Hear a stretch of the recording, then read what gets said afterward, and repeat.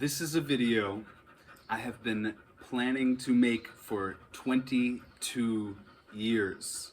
Long before I ever had YouTube, this story came to be, and I didn't know how to express it. Honestly, with the state of the media in the United States before, I guess the world, before we had an influx of social media platforms like Facebook and Instagram and YouTube specifically that could get storytellers' stories out there, I was sharing this story indirectly, in a sense, through my own experience, through my own life, through what I was going through, so people observing me understood what was happening. Well, let's say observed what was happening, but didn't necessarily understand what was happening to me.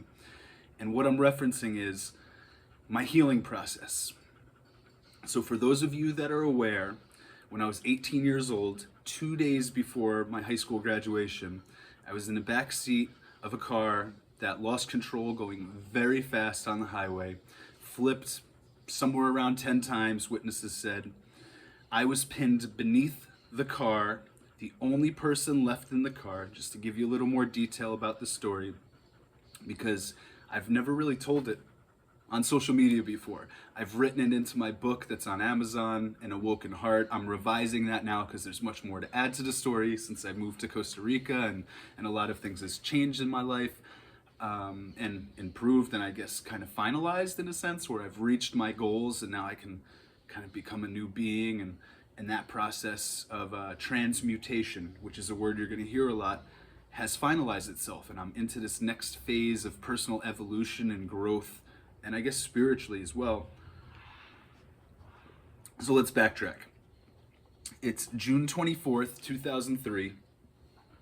I'm supposed to graduate June 26th. I had just finished my senior year track and field season.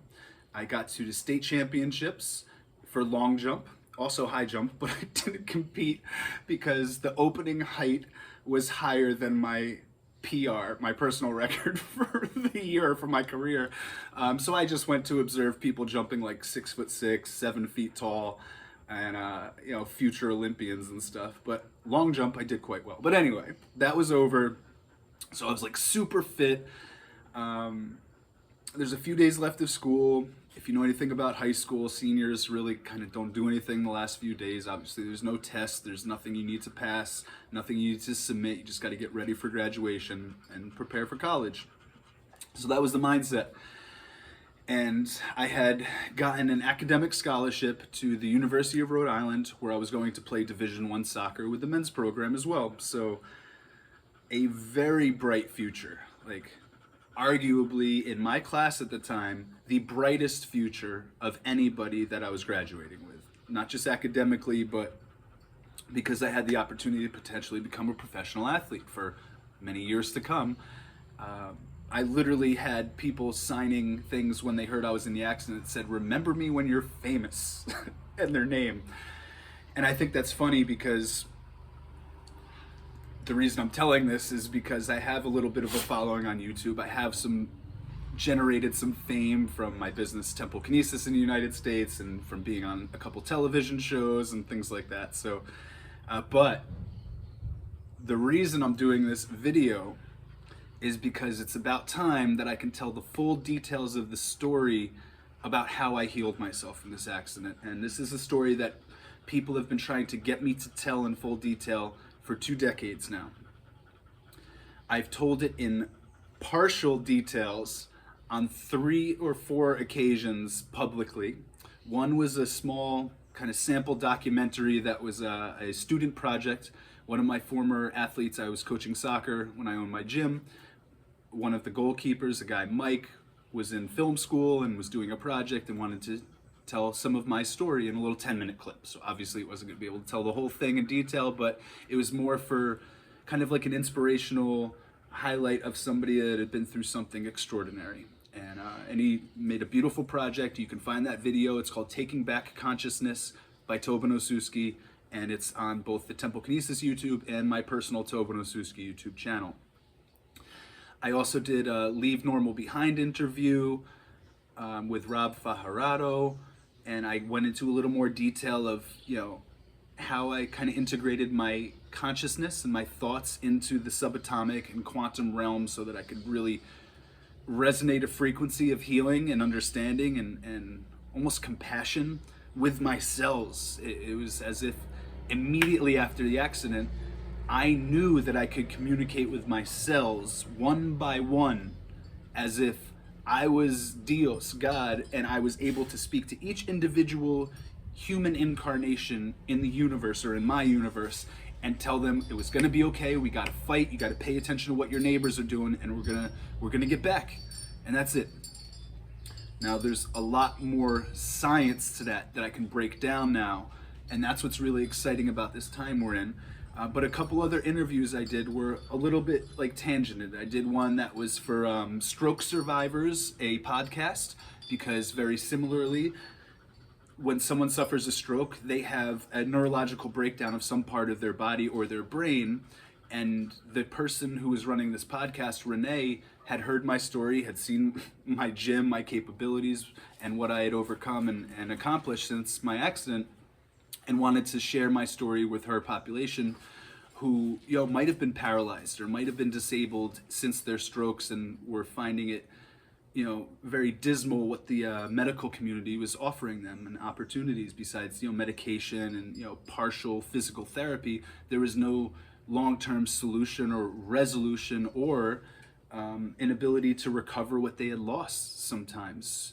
And a couple other avenues, I had spoken on was kind of a more independent, like news channel, like you would typically see on like an NBC morning show or an ABC morning show, or for those of you who are still for some reason watching Fox News, like a Fox News morning show, and they bring a guest on, and that person is, speaking about what they do or their profession or history. So it was this show called Wake Up with Marcy, a really sweet woman who seemed to be bringing a lot of guests on that were very spiritually centered and were healers or just endeavoring. She's done everything from housewives to entrepreneurs and stuff like that, but it was really centered around goodness and kindness and sharing stories so people could grow and heal and resonate at a higher frequency or learn how to earn wealth or whatever it may be.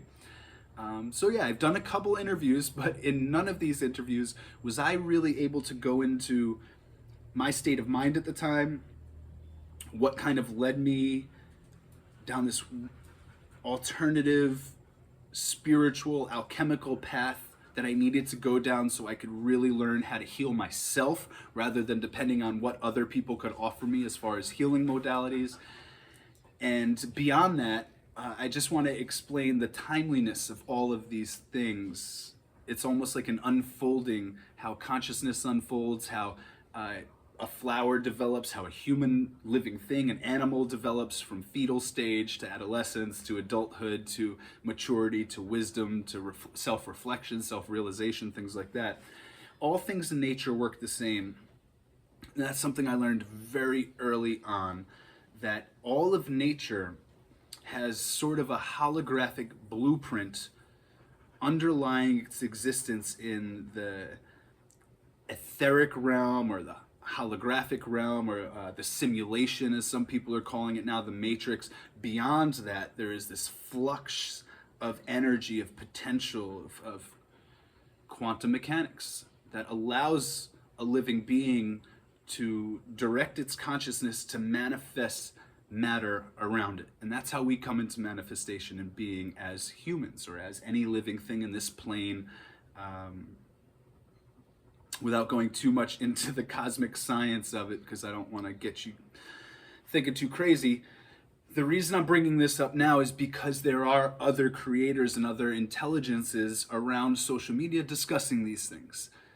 So I highly recommend you look into people that you've probably heard of before, like Jesse Michels or Joe Dispenza. And there's a lot of people that are saying mind over matter is not just a theoretical possibility, but it's an actual feasible probability scientifically now because of our endeavors into the quantum realm and particle physics and things like that, and also consciousness and, unconscious psychology and, developmental studies, both in physiology, biomechanics, and neurology. So there's a lot of science that is going to be able to validate and confirm the things that I'm saying today in this video, which for a long time, I didn't have that resource. I didn't have that validation from a scientific community. My validation was coming from mystics, was coming from alchemists, was coming from naturopathic healers, alternative healers, shamans, indigenous principles and folklore, natural healing techniques, and studying consciousness and studying the Bhagavad Gita and the Tantras and understanding that, wow, there is so much more dynamism to our universe, our system, our consciousness, our robot, whatever you want to call it, this flesh suit that has so much magical ability hidden inside of it. And then there's other things like speaking to doctors, like modern doctors in current medicine who obviously are, constricted to do the work that they need to do based on the greater medical community's guidelines and standards, which, as we know, through corruption have been influenced by pharmaceutical companies and alternative, let's say, entities seeking profit over actually helping people. So something many doctors, and you can ask anybody in a hospital setting, have told me that the placebo effect is usually statistically the most effective cure that they have to offer. Now, obviously, if there's a compound fracture in your bone sticking out of your shin, believing that your leg is not broken, placebo-wise, it's not going to heal your leg. So acute stuff, obviously you need a doctor, right? So I had a 14-inch laceration on my head. I was scalped in my accident. My ear was off. I had a hole in my face. I almost lost my eye. My ear was off. I have, all these scars all over my body. I had to get sewn up. I couldn't placebo will myself, right? To say, cells, skin cells, you've got to start to reconnect and glue yourselves together. It wasn't working that fast, right? But over a period of time, I was able to accomplish healing, let's say, thresholds that every single medical professional I had ever spoken to told me was not possible. Even today, 22 years later, if you go in and fracture your neck or you fracture your back or you have severe brain trauma, or you have, you were scalped, your flesh was removed, I had a puncture wound in my lower spine, I had a severed tricep. A lot of these things, we are told they can never heal or repair themselves. Again, you're just gonna have permanent damage, scar tissue, spinal cord injury, blah, blah, blah. It didn't make sense to me at the time, maybe because I had a traumatic brain injury and I wasn't registering with negativity or a diminished possibility of living my life to the fullest. I almost arrogantly, in a naive way, did not believe anything the doctors were saying. I said, how is that possible that an 18-year-old that's super athletic, super fit, body ready to repair itself is being told what he cannot do? I immediately said, that's not your job. Tell me what I am able to do, what I can do, what I can endeavor for, and that's what I'm going to go for. And I learned very quickly that a lot of these people in the medical profession were so used to the threat of being sued by clients. Because think about it like this. If you told someone who had broken their neck, you're going to be able to walk again, but then they spend the rest of their life in a wheelchair, you lied to that person or you let them down. But perspective-wise, right? You tell someone who breaks their neck, you may be in this wheelchair the rest of your life, and then that person starts walking at some point.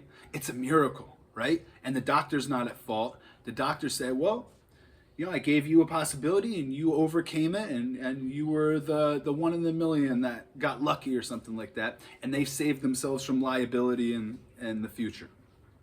And I learned very quickly that's what the medical community does. They tell you the worst possible scenario so that when something a little bit better happens, they look good, or you feel like, oh, I can't blame them for anything. But if they tell you the best possibility and then you only achieve half of it, you're going to be angry at that person for the rest of your life. Think about that, right? You get a job and they say we're going to pay you $50,000 a year, and at the end of the year you only made $25,000. You're not so happy with that. But if they say we're going to pay you $25,000, at the end of the year you make $50,000, I think we'd all be happy about that, right? So it's the same thing with the philosophy of medicine. I learned very quickly they're not looking out for us. They're protecting their asses and their longevity, and these guys have kind of betrayed their Hippocratic oath, which means if I can help somebody, I will help somebody. And a lot of the medical community has forgotten that for a long time. So I learned very early on, within weeks of my accident, just kind of waking up from this severe concussion, that nobody was going to help me, that I had to do this all on my own.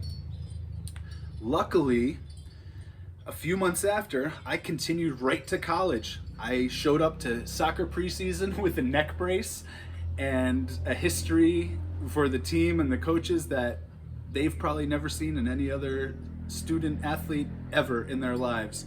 And I worked with, I obviously couldn't play, so I redshirted is what they called that. And when I was finally able to get on the field, I had a special quarterback jersey, yellow jersey on, that denoted nobody could make physical contact with me until I was fully cleared to do so, but it was able to get me conditioned and get my touch back and kind of step up to the level of a Division I soccer player. In the meantime, I was working with the athletic training staff, who are all like physical therapists and certified athletic trainers, masters and PhDs, and they're at the university, so we have students learning with them and stuff. So I had one of the best athletic training staffs in the country at the time seeing me as like a special project, because they're used to rolled ankles or a broken arm rehabbing and this and that. Now they had somebody with close to 24 fractures over 4 vertebrae, a broken tailbone, a severed tricep that didn't work, and a body that was forming itself in a completely new way. And they helped me get back. They said, listen, like, you're not going to set limits on yourself. We're not going to set limits on you. This is a clinical environment. We know, where we can push you to, and we're going to push you the furthest we can possibly push you, because you said you want to get back as quick as possible. And there were many days over weeks that I was literally in tears, physically and emotionally, because it was so painful and it was so debilitating and it was so difficult, thinking that I had to do all this just to get back on the soccer field, and then I had to get on the soccer field and then fight for a spot in 11 players competing with 30 players. So like, it was so daunting, but I really learned at that time how to be present, how to be self-aware, how to slow my breath, and in turn slow my heart rate and lower my blood pressure consciously, because I needed to take control. Now let's backtrack to the few days after the accident, when I'm laying in a hospital bed, just realizing that what I went through was not a nightmare. And unfortunately, I didn't die. I hoped I had died, and I didn't. And now I was back with 2nd and 3rd degree burns on 80% of my body from laying in scalding gasoline. I had 550 stitches in my head alone, and I had never had one stitched in my entire life up until that moment. I wanted to vomit all over myself every moment I could physically sense these stitches on my head. I was in a hospital bed that was circulating air because I couldn't lay on my stomach because of the burns and the broken neck and the broken back, that I was limited to just laying like this for weeks. And all I had was my soul. My brain was broken, my body was broken, and I realized that nobody was ever going to help me get that back. That this soul inside of my mind, in my body, had to will everything back into existence, or it wasn't going to happen. So I did it. I started to do it. I didn't know any science behind it. I never heard a philosophy that would allow me to do it, other than the little bit of understanding I had of the Shaolin monastery and the training that they do. So I realized, you know what, I've heard something like this before. Let me dive into that. And that began a beautiful adventure into what I will now call quantum healing. which I am here to share with you all. And it begins with breath. Because ultimately, without breath, none of us exists. So breath, air, oxygen, water, all of these elements that keep us alive are the only life that we actually really contain. Okay? We are a planet of water. We are a planet of air. We are beings that can only survive on water and air. So I focused on my breath, and I would deepen my breath, calm my thoughts, and I would take every ounce of energy, every Tesla of energy, every watt of energy in my body, and channel it towards the areas that were the most injured, that I knew I needed to heal.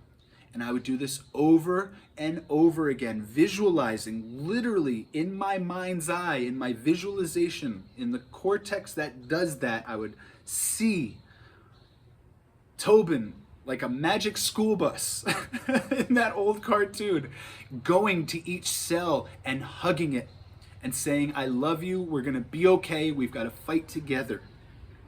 And then I had this image of God, angels, saints, my ancestors coming to me and hugging me and telling me we're gonna be okay, we're gonna heal, we're gonna get through this. And it was this fractal, macrocosmic, microcosmic thing that was happening within me that all came to be because I just had a thought experiment that I needed to speak to my cells. And no one in our lives has ever told us that we can speak to ourselves. I don't know where this thought came from. I have no clue, but it was there now, and I couldn't deny it. So I followed it, and I spent hours every day for months, close to 18 months, a year and a half after this accident, doing this for hours every day when I was 18 years old, in college. Everybody's partying, drinking, which I was also doing, but realizing very quickly this is not the lifestyle I need to be living. And then I was, during the daytimes, in between my classes, going to the library, going to bookstores, trying to find books on alchemy, consciousness, transformation, healing, natural magic, anything I could study that was going to teach me the secrets about the human condition, consciousness, esoteric understanding, without going into like magic, like dark magic. I wasn't going to conjure a demon. I wasn't going to cast spells. I wasn't going to draw myself into a pentagram and try to warp myself into something else. No, I wanted to do this the way that the ancient masters and mystics like Gautama Buddha and Lao Tzu and Hermes, thrice great Hermes had done, and Thoth in Egypt, and all of these in Zoroaster, and all of these beings that we hear about that ascended the human plane, Christ himself, Jesus, how did he manifest these miracles? How is it possible to manipulate the physical plane simply through studying the mind and philosophy? These things had to be possible because there were beings in our history that were recorded doing them, that were raised to sainthood, that were verified by different cultures all over the planet, whether it was the Siddha Yoga sects, whether it was the Catholics with Saint John and Saint Francis of Assisi having these or Saint Joseph of Cupertino, who is documented by thousands of people over decades, having the human ability to fly in the air and levitate and hover. How are these things possible? And why was I learning about them when I was going through this alchemical, spiritual, divine transformation stage in my physical, worldly body, surrounded by humans who only cared about ego and money and cars and looking good and fighting each other and guns and killing each other? And I was like, why did I wake up in a world that's so asleep? And now I'm realizing 22 years later, so I can record this video and maybe provide some insight and guidance into some of the things that this new generation needs to be studying after we've experienced all this trauma collectively. And I realized that maybe I experienced such an intense amount of trauma in one moment and was given the insight and ability to heal myself and learn all these techniques, not to release a book and publicize it and make money off of it and do book tours and inflate my ego and maybe get a movie made out of it. No, it was to share these insights. So God forbid I die tomorrow, that it's on YouTube and somebody might stumble across this 5 years from now, 10 years from now, that might not feel like they're being told that they have possibilities, that might be being told they're only capable of so much and that's their limit. And I'm here to tell you that's not true. We are capable of everything and anything that you can visualize in your imagination. I am here to tell you it is 100% feasible and possible. And actually, the reason we're given that image is because we're meant to manifest it. Plain and simple. I truly believe spiritually that we are not given visions unless they are meant to manifest here on earth. Plain and simple. And I believe that with the totality of my heart, soul, and being, because I am a testament to that truth. That we as humans, for some reason, maybe we've never had it collectively, maybe we lost it and we did have it at one time, or maybe we're supposed to take the lessons from a few dozen people throughout thousands of years of history and put it all together in this age of technology where information's all connected. Now we have AI assisting us. We have science from all over the planet coming together at conferences to discuss what they found independently in different regions of the planet so that we can grow collectively together. And this is just another drop in that pot of collective growth and evolution. I want to add the fact, the truth that each and every one of you who will ever see this video, you have the super ability. I'm not going to say supernatural. It's the natural ability, but it is a super ability to speak to each cell in your body, okay? But you have to believe it. You have to visualize it. You can't just say, I'm speaking to my cells in my body. No. Meditate on it. Visualize it. See it as if it's real. What do your cells look like? What do they sound like? What do they feel like? Because they know you. They're in your body. You are connected neurologically to every cell. Billions and billions, trillions of cells. We are connected to every single one of them at any given time. So we can will our consciousness to each and every single one of them. Now, here's the magic. If we begin doing that, it opens a process of our cells becoming more independently conscious and being able to communicate with each other better, therefore serving an autonomous system of intrinsic microcosmic or quantum communication between the elements that make up our body. And guess what? Maybe that would lead to an elimination of cancer. Maybe that would lead to the body being able to repair itself better without us needing external medicines. This is the possibility of what can happen when we train this ability of integrating consciousness into each one of our cells. There are innumerous positive side effects that can come from this. I truly believe that me sharing this fact, which is being shared by other people on the planet. Like I said, almost every guest of Jesse Michels speaks about some type of advanced consciousness that can be applied to the same teaching. Joe Dispenza speaks about this. There's a lot of people. Deepak Chopra at times will speak about this, but not in as much depth. There are scientists. Michio Kaku speaks about this. There are physicists that speak about this. They're studying this at CERN, right? They're studying particle physics and the elemental particles of the universe and how we can understand a God particle. We have all these things within ourselves. We can be a CERN, right? We can be a high intensity particle reactor that creates these fusion techniques within our body, because this is the most magnificent machine on the planet. So if that's said, how would the particle reactor at CERN or at Brookhaven trump our miraculous machine? It doesn't. It only has a certain amount of elements that the human body has all of the elements of. So I truly believe that, what's the year? 2025, that from here moving on, this is going to be the new emerging science for medicine, for collective evolution, for independent, individualized genetic transmutation and transformation. Not only can we take theoretical concepts like trauma and transform them into positivity and growth and wisdom and courage and confidence for ourselves. Like, we could take a negative and transform it to the positive, right? Light or dark into lightness, and all these different metaphors that have been used throughout history. It's very true. Like, think about photography, which has only been around for, a century or so, a little over a century. What do we do in photography? You capture an image. The image starts as a negative that cannot be exposed to light, otherwise it gets ruined. So you have to develop it in the dark. A negative thing is developed in darkness. And then when it's developed, you can bring it into the light and you can see the image clearly.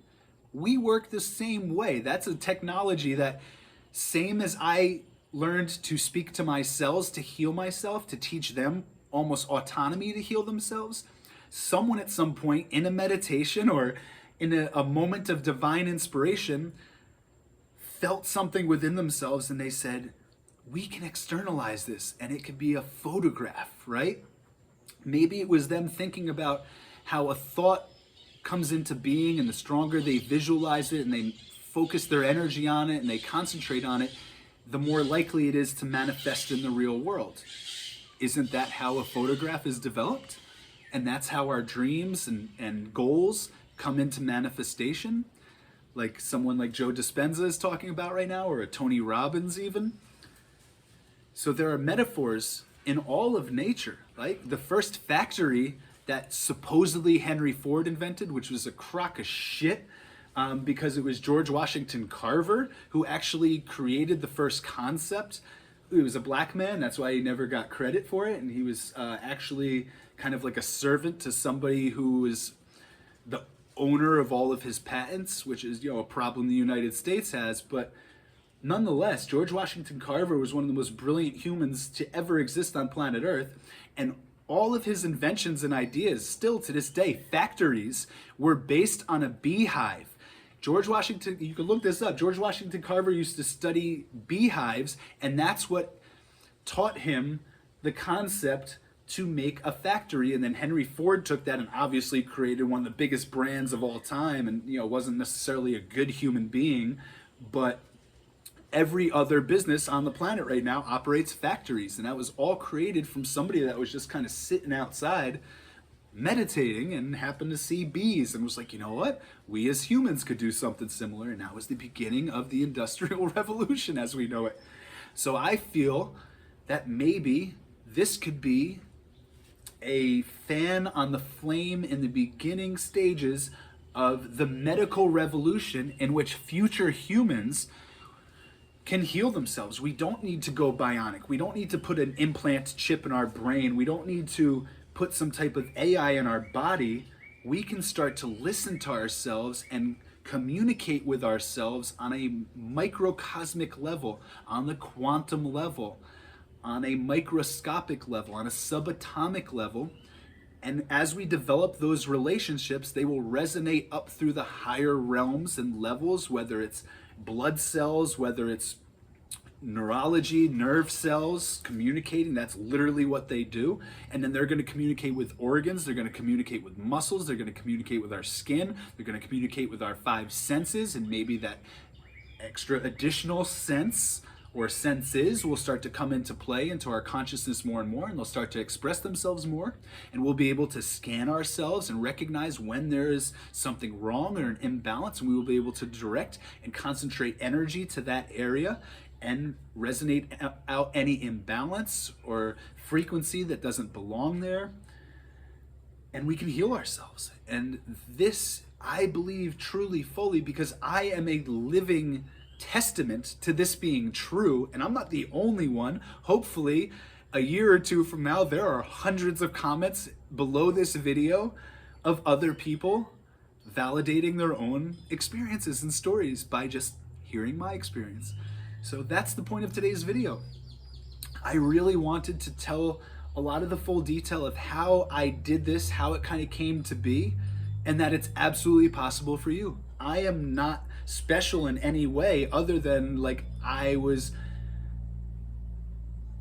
naively kind of drawn into this, and I had to do it to survive. And And as a result of all the extrasensory stuff, let's say the siddhas, or siddhis, which are like supernatural abilities that are, renowned in the ancient yoga texts, and we're starting to see this a lot, like a Wim Hof, right, is a guy that has bypassed a lot of the autonomic systems that normally we don't have control of in the body. And he's just one of a multitude of people around the planet really expanding consciousness and seeing that expansion of consciousness affecting our bodies and physiology in ways that we never thought was possible before and we thought was fantasy.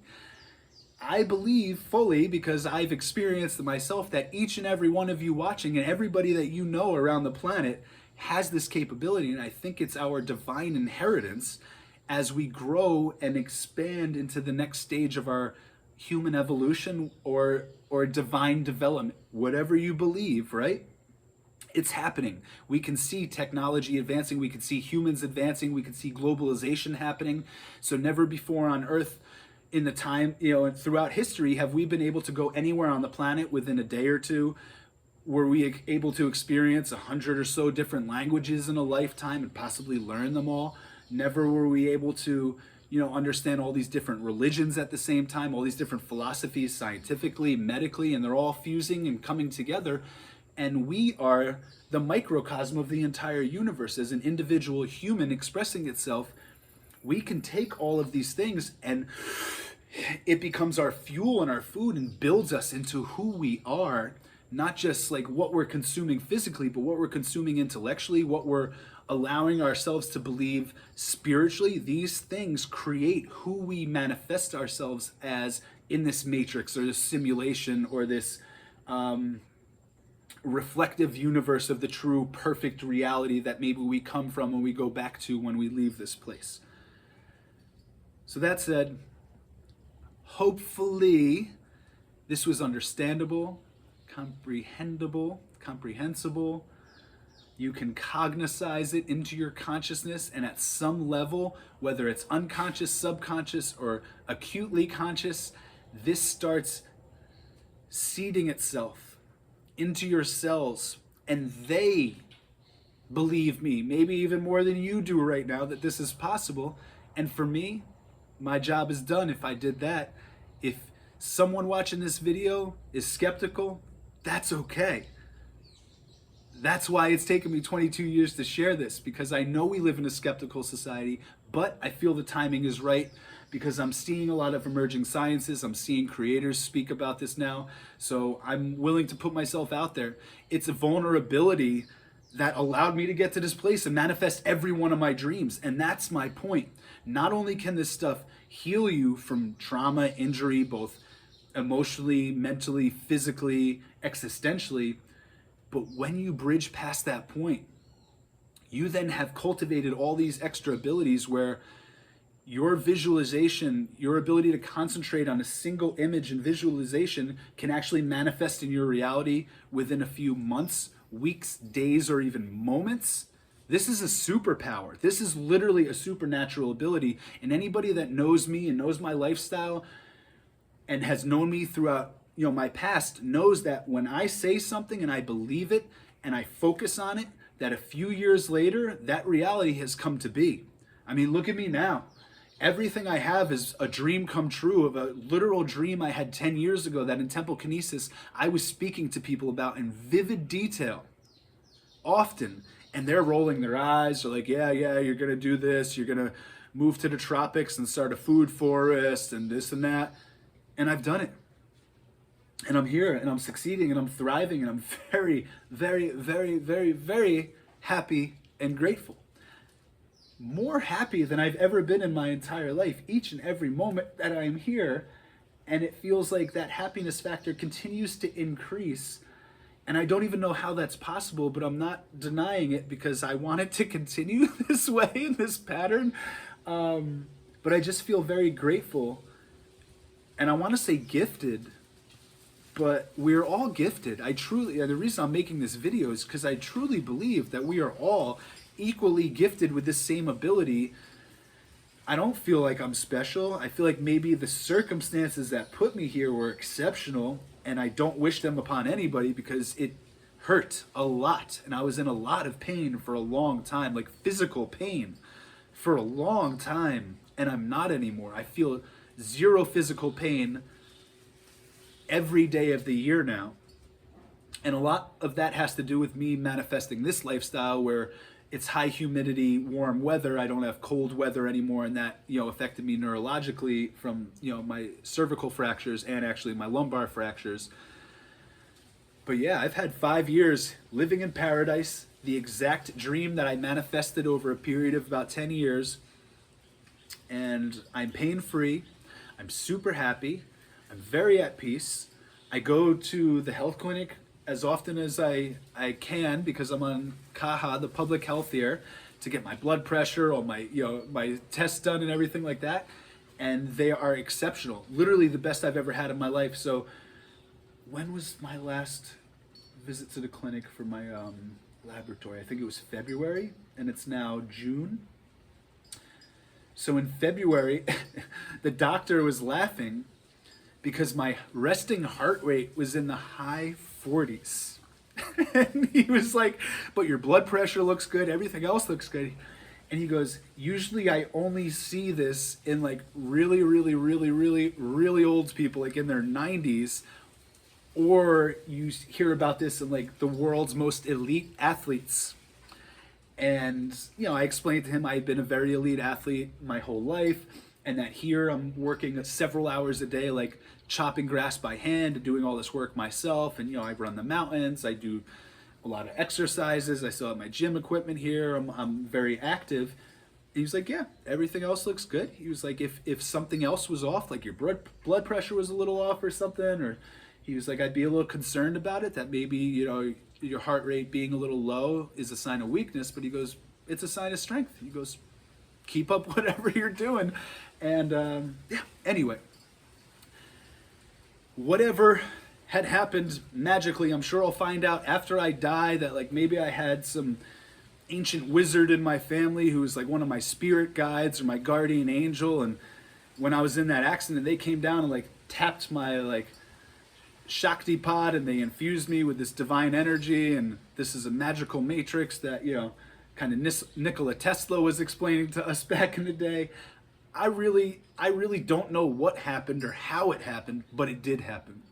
So I find it really important that I share this with you, because I've shared this with dozens, if not hundreds, of my family and close friends and clients over the years, because they knew who I was, they knew my story, so it was believable. But if I went on a morning show in the news and I started saying this, I would have been written off as crazy lunatic, and it would have been very controversial. I would have had the medical community after me.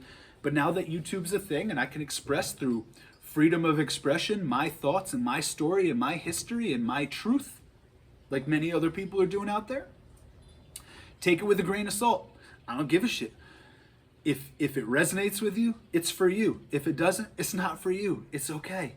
But maybe one day you'll be in something, which I do not wish upon you, but you might remember me saying these things, and you might come back to this video and it will help you. I promise. Because this is a real concept. This is a real science. This is a real thing. This will be in textbooks one day. This will be public consciousness one day. And it's starting to become that, and that's why I feel confident sharing it now. This is arguably the longest video I have ever recorded in my entire experience on YouTube and over 10 years in social media. But I feel like this is the one that should be the longest for these exact reasons. And I'm very grateful that I was inspired to say this today. There's a timing reason I'm saying this. And, you know, I guess history will tell that, because we'll be able to look back at this time of the world where all of us really need a lot of healing. There's a lot of trauma around the world in so many different ways right now. And, you know, the powers that be are not looking out for us as individuals anymore. And I think that's very apparent. And we need to look out for each other. So if you're in a situation right now where you feel you need to heal, or you just want to have more self-awareness and connect with yourself on a deeper level, speak to yourselves. They're listening. They are your children.